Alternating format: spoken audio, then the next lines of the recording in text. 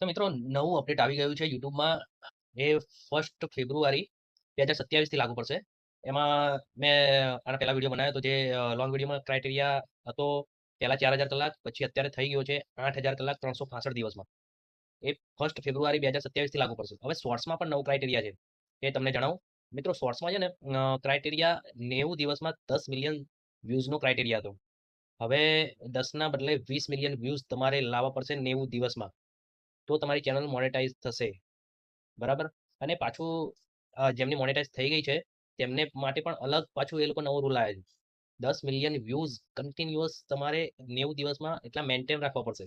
અને જો 10 million views maintain નહીં રાખો તો તમે એની ઇન્કમ તમને યુટ્યુબ વાળા આપશે નહીં. એટલે યુટ્યુબમાં બહુ ટફ થઈ ગયું છે. વ્યૂઝ એક તો 10 મિલિયન વ્યૂઝ લાવવા બહુ કાઠા છે. તમે કન્ટિન્યુઅસ કામ કરો અને તમારો વિડીયો વાયરલ જાય તો વ્યૂઝ આવી પણ જાય, એવું કશું નથી.